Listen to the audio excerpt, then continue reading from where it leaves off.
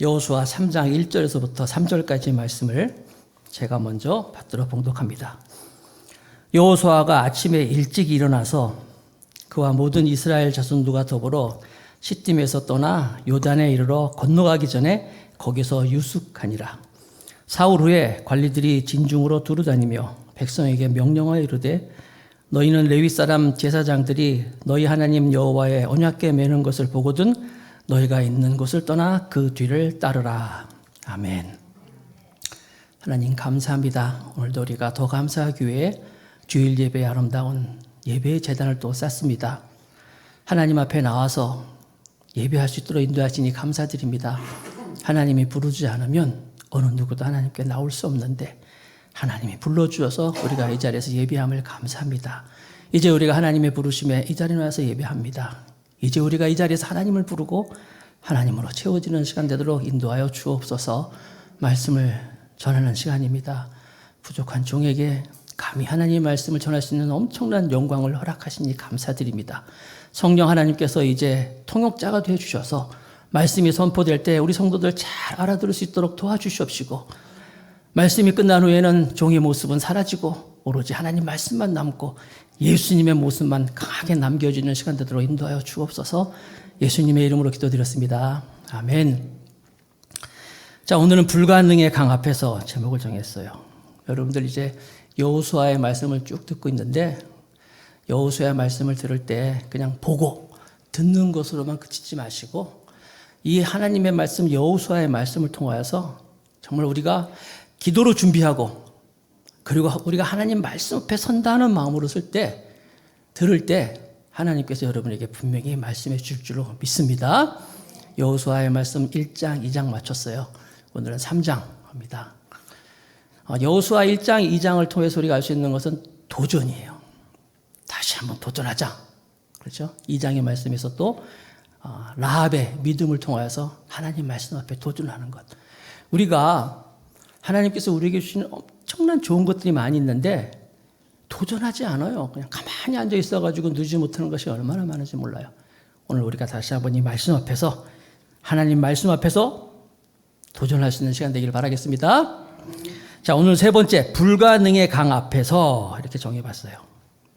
우리의 삶에는요 평범하게 또 평탄하게 이렇게 잘 그냥 별일 없는 그런 삶도 있지만은 하나님은 우리의 삶 가운데 이렇게 문득 생각지 않은 건널 수 없는 강, 문제를 줄 때가 있어요. 코로나도 그렇잖아요. 상상이나 했습니까? 이렇게 우리 교회 개척 4년 차인데 2년을 코로나로 지금 버티고 있어요.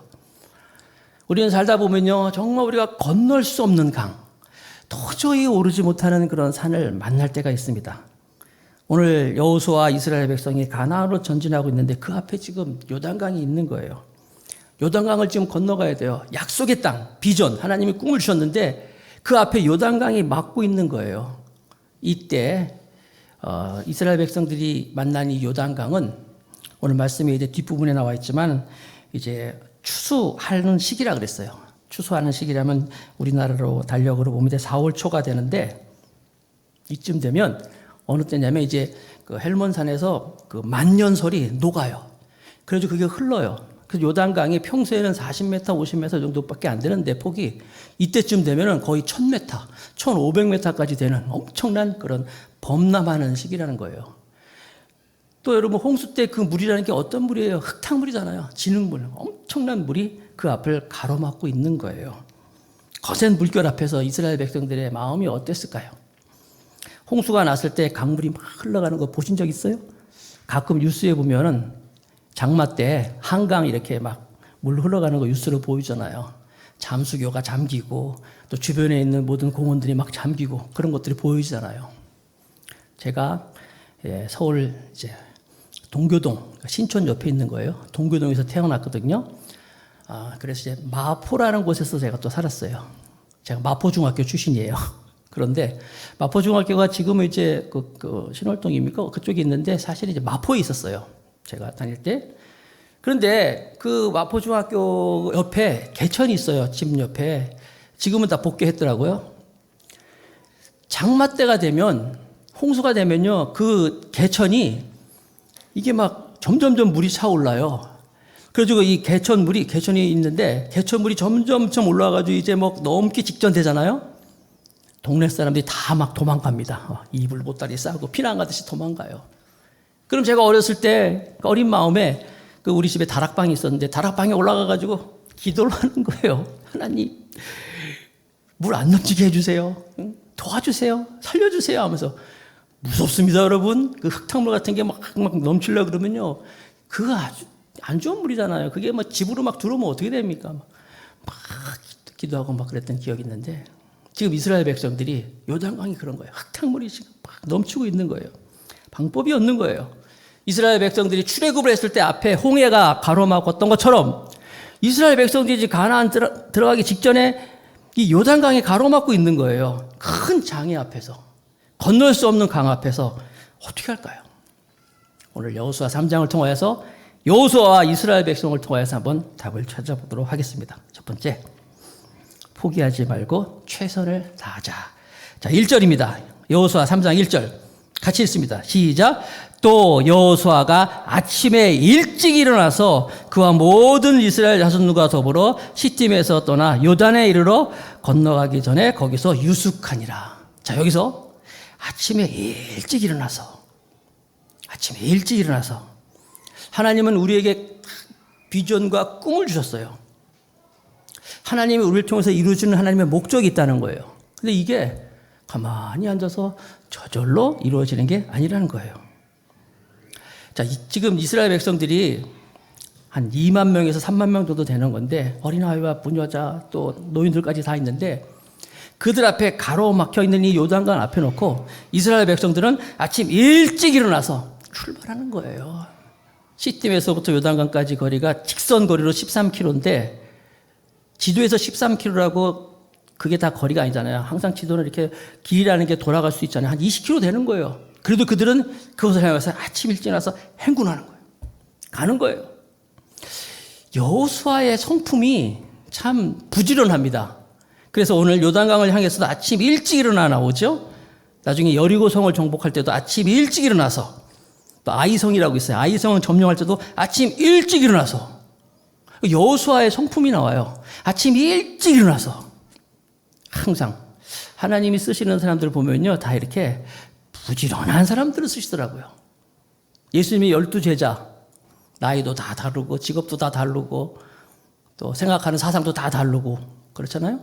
독립군도 있고 또 마태 같은 사람, 이렇게 권력에 이렇게 붙어서 세관으로 있는 사람도 있고 여러 사람이 다 있는데 그럼에도 불구하고 예수님의 12제자의 특징, 공통점이 있냐면 하나는 뭐냐면 다들 부지런했다는 거예요. 7명이 어부잖아요. 대충 어부가 아니에요. 아침 일찍 열심히 그물을 닦고 하는 열심히 일하는 어부들. 또 아까 말씀드린 세리, 마태도 일찍 또 부지런하게 세리 일을 하잖아요. 하나님이 쓰시는 사람, 부지런한 사람. 하나님이 좋아하는 사람, 부지런한 사람. 하나님이 그러니까 게으른 사람들은 하나님 좋아하지 않아요. 제 생각에는 게으르면 마귀도 안 쓸 것 같아. 성경은 곳곳에서 부지런하라고 말하고 있어요. 잠언 6장 6절. 게으른 자여 계명이 가서 그 하는 것을 보고 지혜를 얻으라. 잠언 6장 9절. 9절에서 11절. 게으른 자여 네가 어느 때까지 누워 있겠느냐. 네가 어느 때 잠이 깨어 일어나겠느냐. 좀 더 자자. 좀 더 졸자. 손을 모으고 좀 더 누워 있자 하면 내 빈궁이 강도같이 오며 내 곰핍이 군사같이 이르리라.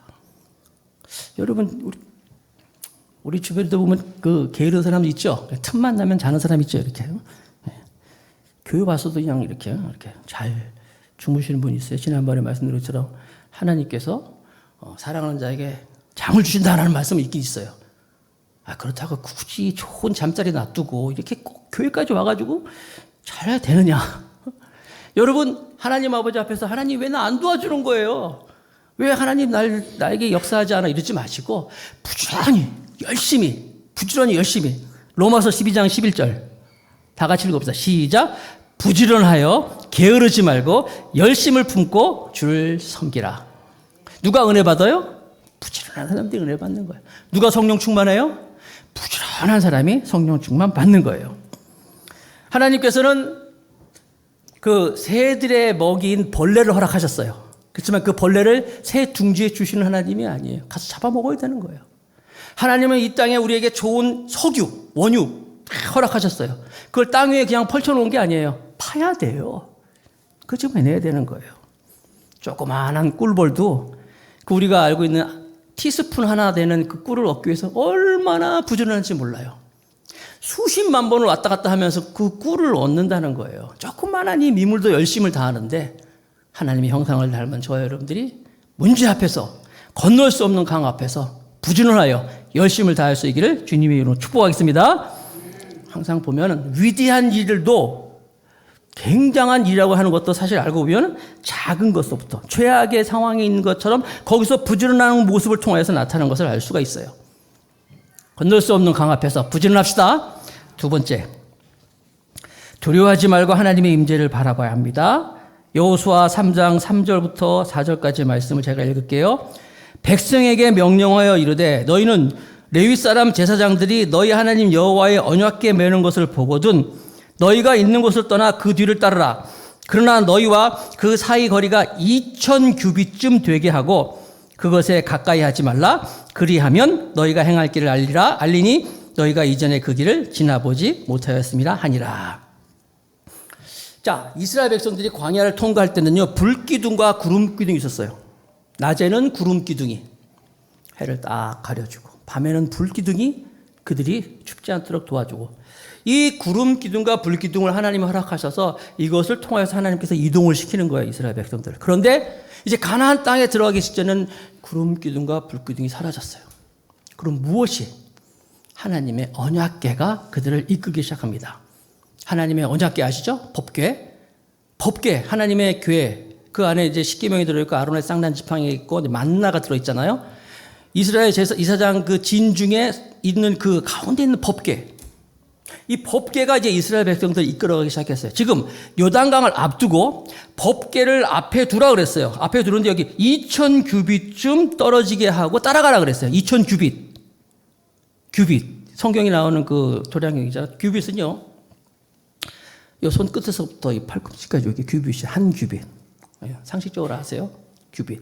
그러니까 2000 규빗 그러면 약 800m에서 900m 정도 이렇게 생각할 수 있어요. 길이가. 자, 800m에서 900m 되는 거리를 떨어뜨려 가지고 법궤를 먼저 앞에 가게 하고 너희들은 그 뒤를 따르라 그랬어요. 언약궤가 뭘 상징합니까? 하나님의 임재를 상징하는 거예요. 이스라엘 백성들이 요단강을 보면은 못 건너요. 갈 수 없어요. 그러나 하나님의 법궤, 하나님의 임재를 상징하는 법궤가 앞에 가고 있어요. 900에서 800 떨어뜨리는 이유는 온 백성이 다 볼 수 있도록 멀찌감치 보여주는 거예요. 하나님의 임재를 앞에서 보면서 그들이 따라가고 있는 거예요. 그들이 갈 수 없지만, 요단강을 보면 갈 수 없지만 법궤가 앞에 갈 때, 하나님의 임재를 바라볼 때 그들은 갈 수 있는 거예요. 자, 여호수아 3장 9절 보세요. 여호수아가 또 제사장에게 말하 이르되 언약궤를 메고 백성의 앞서 건너가. 여호수아 3장 11절 보라 온 땅의 주의 언약궤가 너희 앞에서 요단을 건너가나니. 여호수아 3장 14절 백성이 요단을 건너려고 자기들의 장막을 떠날 때 제사장들은 언약궤를 메고 백성 앞에서 나아가니라. 다 뭐예요? 앞에서 앞서서 말씀하고 있잖아요. 우리가 이 건널 수 없는 요단강, 건널 수 없는 문제 앞에서, 오를 수 없는 문제 앞에서, 불가능 앞에서 우리가 그것을 바라보면 아무것도 못해요. 그러나 우리 앞에 가시는 하나님의 임재하심을 본다면, 하나님을 바라본다면 우리는 건널 수 없는 강을 건너게 될 줄로 믿습니다. 굉장히 중요한 거예요, 여러분. 하나님의 임재를 바라보는 거예요.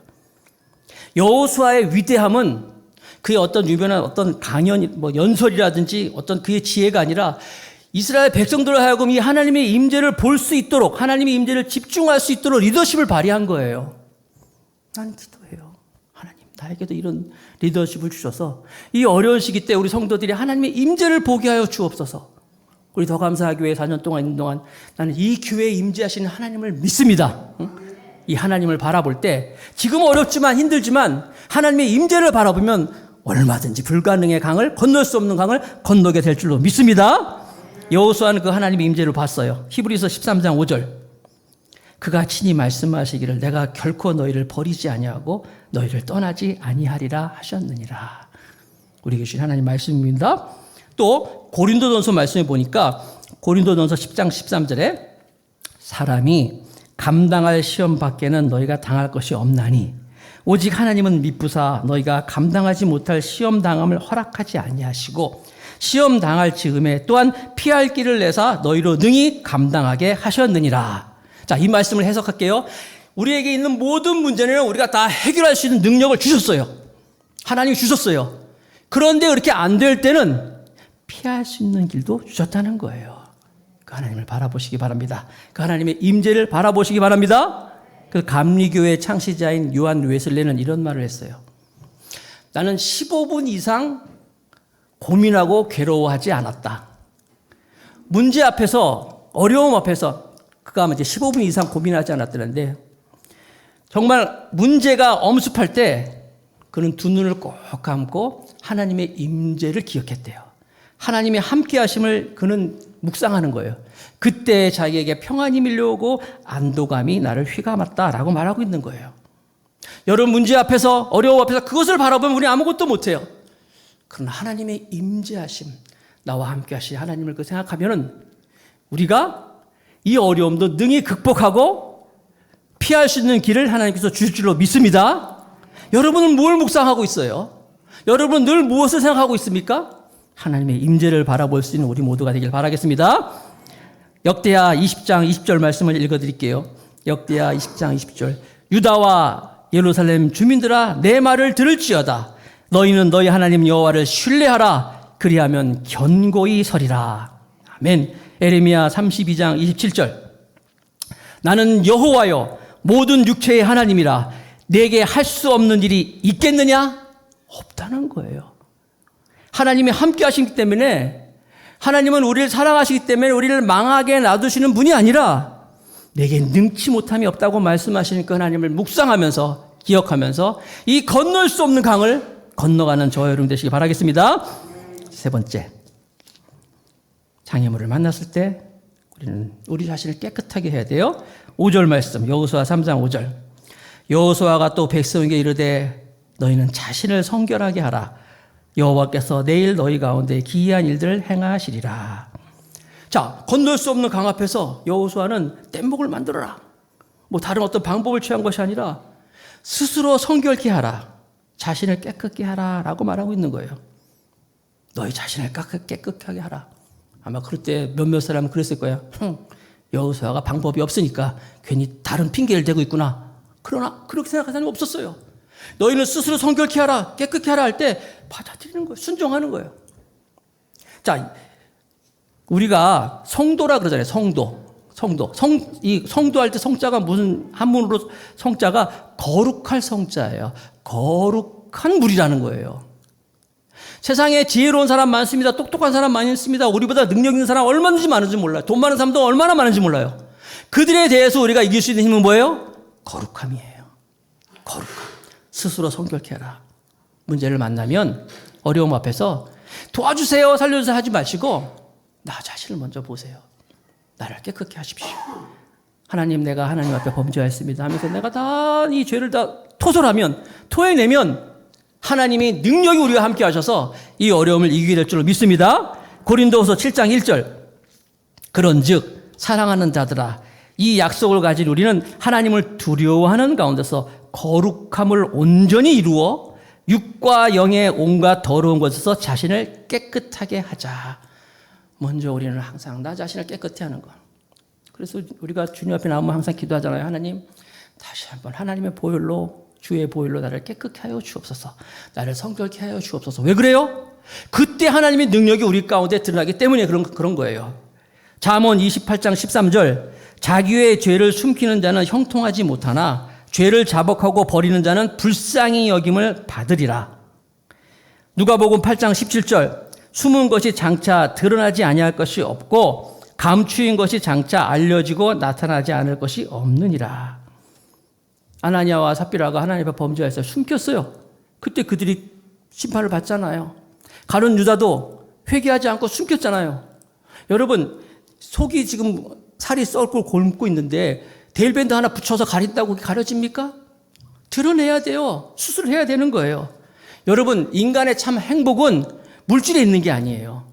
인간의 참 행복은 하나님과의 관계에서 있는 거예요. 하나님과의 관계에서 우리가 죄 없을 때 하나님이 놀라운 은혜를 주려고 그러고 하나님의 축복의 단비가 쏟아지고 있는데 죄의 구름이 막고 있는 거예요. 소낙비가 하나님의 은혜의 소낙비가 준비되어 있는데 우산을 쓰고 있으면 못 받잖아요. 먼저 너 자신을 성결케 하라. 자신을 성결케 하라. 이렇게 하나님과 우리의 관계가 회복될 때 하나님은 우리의 이 어려움을 극복해 주실 줄로 믿습니다. 내가 매일 십자가 앞에 더 가까이 가오니 구세주의 흘린 피로서 나를 성결케 하소서.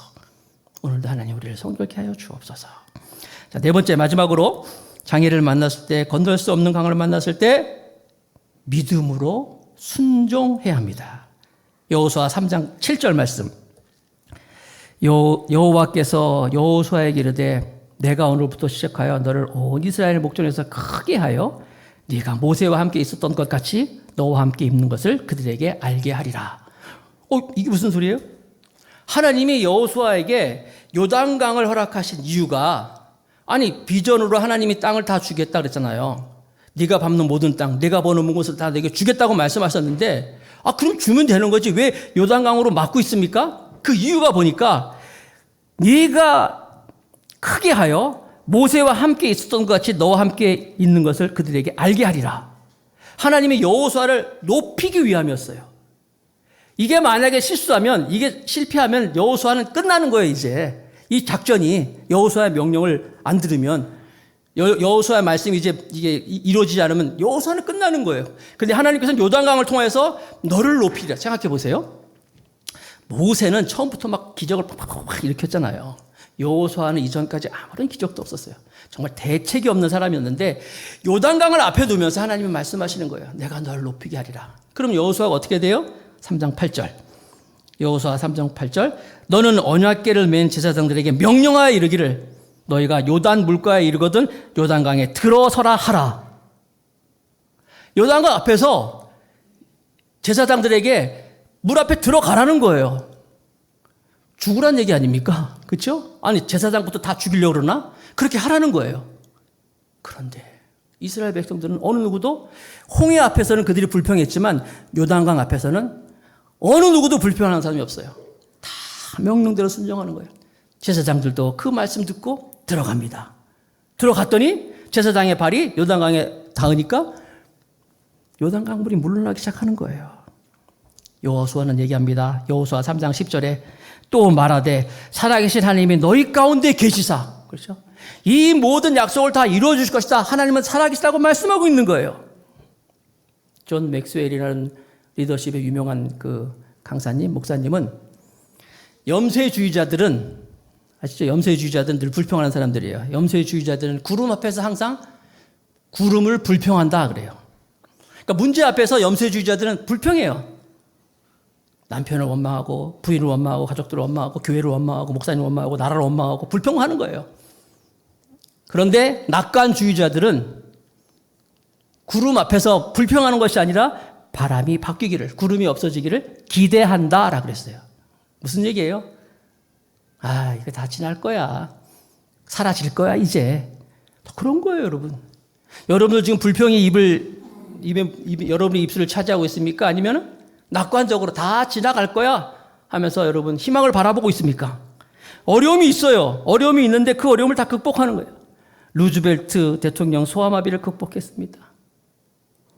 악성 베토벤 귀머거리 극복했어요. 헬렌 켈러는 안 보이고 안 들리고 말 못하는 삼중고를 극복했어요. 나다나엘 호돈이라고 실직당했는데 실직당해서 시간이 많아가지고 글을 썼어요. 그게 주홍글씨예요. 존 버년도 감옥 안에서 철로 역정을 기록했어요. 사도 바울의 여러분 그 서신서에 보면요, 감옥 안에서 쓴 책들이 많이 있어요. 다 그게 성경이 됐잖아요. 그는 또 고린도후서 4장 8절에서 9절 이렇게 말씀하고 있습니다. 같이 읽어보겠습니다. 고린도후서 4장 8절 9절 시작. 우리가 사방으로 우겨쌈을 당하여도 쌓이지 아니하며 답답한 일을 당하여도 낙심하지 아니하며 박해를 받아도 버림받지 아니하며 거꾸로 트림을 당하여도 망하지 아니하고. 왜? 살아계신 하나님이 우리와 함께 하시기 때문이에요. 고난이 있고 어려움이 있습니다. 말씀 앞에 우리는 하나님을 믿고 신뢰하는 마음으로 순종하는 거예요. 모세는 그랬어요. 하나님을 믿고 순종했어요. 그때 하나님께서 그를 통하여서 하나님의 살아계심을 보여줬다는 거예요. 한 사람 이야기를 하면서 설교를 마칠게요. 경상북도 상주의 그 산골에서 아주 가난한 집안에서 한 여자아이가 태어났어요. 근데 아버지가 술주정뱅이에요. 만취된 상태에서 딸이 태어났다고 그 아이를 폭행하고 아이를 집어던져 버렸어요. 그래서 그때 장애를 입어가지고 이 아이가 134cm밖에 자라질 않습니다. 이 알코올 중독인 이 아버지, 이 술주정뱅이 아버지는 결국 자살을 하고 죽고, 어머니는 이제 우울증으로 이제 정신질환에 걸립니다. 공부를 할 수가 없었어요. 초등학교를 겨우겨우 나왔어요. 그래가지고 남의 집 식모로 들어갔는데 3만 원 받고 식모로 들어갔는데, 그것도 8개월 만에 집에서 뭐 목걸이가 없었다는 얘기를 듣고 이제 누명을 써가지고 쫓겨납니다. 할 수 있는 일이 없었어요. 이 여자아이의 앞에 이 불가능의 엄청난 강이 그의 삶을 가로막고 있었어요. 우연히 무료 직업 훈련생 모집 광고를 보고 기술이나 배워야 되겠다 싶어가지고 이제 무료 직업 훈련소에 이제 들어가서 이제 옷감 짜는 기계 편물 이제 기능사를 배우기 시작합니다. 기술사에 이제 다 기술사에 있는데 같이 이제 기술사에서 같이 다 먹고 자고 하는데, 주변에 자기에게는 친구들이 오려고 하잖아요. 못생겼다고, 병신이라고, 몸이 아프다고. 그래가지고 늘 구석에 처박혀가지고 혼자서 그렇게 지냅니다. 근데 거기서 좋은 선생님을 만나요. 한 선생님이 찾아와가지고 이 아이에게 예수님을 전합니다. 너는 예수님이 친구가 되면 참 좋겠는데, 이렇게 얘기해줘요. 그때 머리에 탁 들어오는 게, 내 친구가 돼주신다고요? 아무도 친구가 없는데? 그래서 그 얘기를 듣고 선생님을 따라서 교회로 옵니다. 예수님을 만나요. 그리고 예수님이 그의 삶의 주인이 됩니다. 예수님이 이 아이의 주인이 되니까 그때부터 이 아이가 달라지기 시작했어요. 웃기 시작합니다. 세상에 대해서 원망하던 이 아이가 예수님이 친구가 되니까 자기 키가 134cm밖에 안 된 거, 아버지가 자살해 죽은 것, 어머니가 우울증 있는 거, 찢어지는 가난, 배우지 못한 거, 이게 문제가 안 되는 거예요. 왜? 예수님이 친구가 되니까. 그 예수님으로 해서 이제 용기를 얻고 낮에는 기능을 배우고 밤에는 또 검정고시를 준비하면서 이렇게 살아갑니다. 그러다가 17세에 장애인 전국 기능 대회에서 금메달을 따는 거예요. 그 기계 편물 기능사. 그리고 18세에 대해서는요, 장애인이 아니라 정상인, 일반인과 하는 결혼을 그 전국 기능 대회에서도 역시 금메달을 또 따요. 그리고 19세 때에는 세계 기능인 대회에 가서 금메달을 따게 됩니다.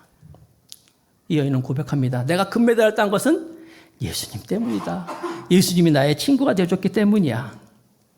열심히 또 검정고시를 준비하고 또 검정고시도 보고, 그러다가 어느 날 아프리카 보츠와나라는 곳에 양재 편물 자원봉사자를 모집한다는 광고를 봅니다.